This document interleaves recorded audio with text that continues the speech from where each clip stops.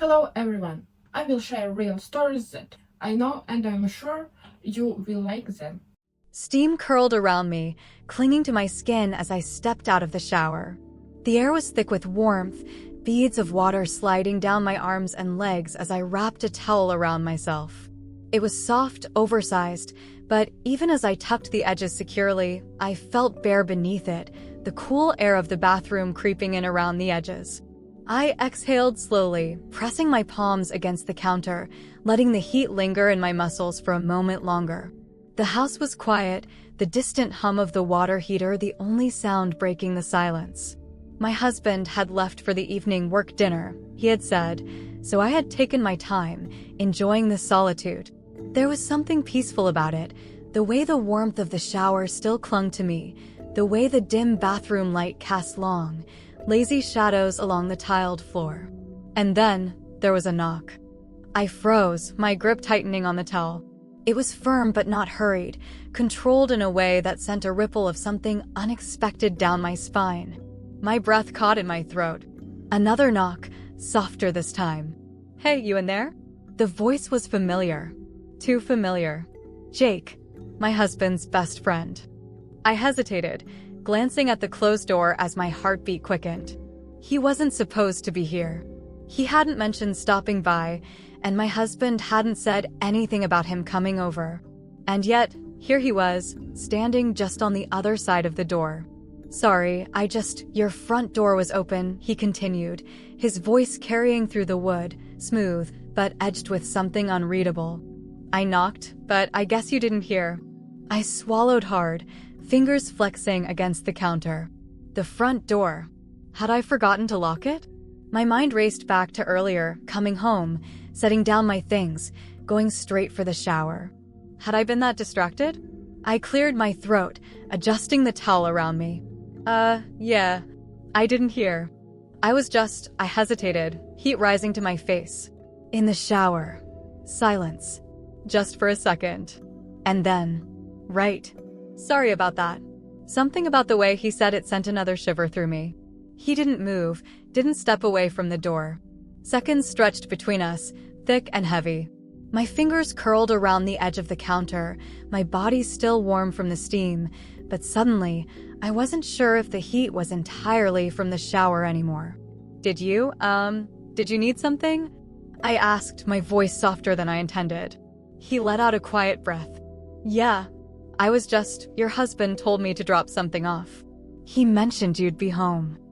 I figured I'd just leave it by the door, but his voice trailed off. I swallowed, my grip tightening on the towel. But another pause. Another stretch of silence that felt longer than it should have. But I guess I got curious. My breath hitched.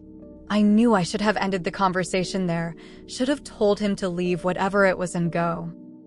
But instead, I reached for the handle, my pulse hammering as I cracked the door open just enough to see him standing there, his gaze flickering down for the briefest moment before snapping back to mine. And in that instant, I knew. The heat between us wasn't just from the steam. His expression was unreadable, but his body language wasn't. He wasn't relaxed, not really. His posture was too still, too controlled, like he was forcing himself to keep his distance. "I should go," he said, but he didn't move. My fingers curled around the doorframe. "Yeah, you should." Neither of us moved. The silence stretched again, something thick and unspoken curling around us like the leftover warmth in the air. And I wasn't sure which one of us was going to break it first. The door remained slightly ajar, the space between us impossibly small. The warmth of the shower still clung to my skin, but it wasn't the only thing making the air feel thick, charged with something neither of us dared to acknowledge out loud. Jake hadn't moved. He stood just beyond the door, his hands still resting on the frame, his jaw tight, his expression carefully neutral, but I could see it in his eyes. Something unspoken. Something lingering just beneath the surface. "I should probably let you finish," he said finally, but his voice wasn't steady. It wavered just slightly, the way someone's does when they don't entirely believe their own words. I nodded, but my fingers tightened on the towel and I didn't step back. "Yeah, that's probably a good idea." Another pause. Longer this time. His gaze flickered, just for a second, dipping lower before snapping back up to my face. I should have felt embarrassed, but I didn't. Instead, my pulse only seemed to quicken, an awareness settling in that I wasn't sure I was ready to confront. I didn't mean to just stand here, he muttered, exhaling as he raked a hand through his hair. He shook his head, chuckling softly, but there was no humor in it. I don't know. I guess I wasn't expecting you to open the door. Neither was I. And yet, here we were. The space between us felt thinner than the towel wrapped around me, like one small movement could shift everything in a way we weren't prepared for. My fingers curled around the edge of the door, gripping it as if it could somehow ground me, but it didn't. Not when I could still feel the weight of his presence so close, his breath barely audible over the silence that stretched between us. He should have turned and left. I should have stepped back and shut the door, but neither of us did. Instead, I found myself asking, "What did you need to drop off?" Jake blinked, as if he had momentarily forgotten why he was even here. Just some papers. Your husband asked me to bring them over." My stomach tightened at the mention of my husband, a reminder of the line neither of us was supposed to cross. But the tension between us didn't dissolve. If anything, it only thickened, pressing in on both of us like an unseen force.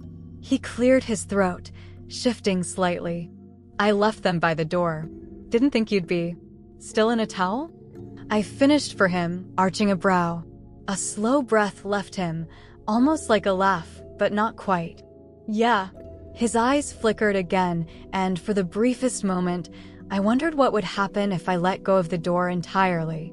If I took one step closer instead of holding onto whatever thin restraint was keeping us in place. The idea lingered longer than it should have. And then, finally, he inhaled sharply and stepped back. I should go. This time, he meant it. I nodded, though the tension between us didn't ease, not really.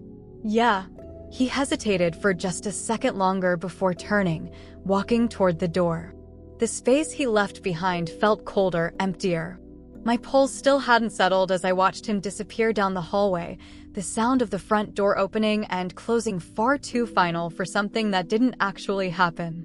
I exhaled slowly, pressing a hand to my chest, my skin still damp, still warm. Nothing had happened. And yet, I wasn't sure if I wanted to forget that moment. Because some part of me knew this wasn't over. Not yet.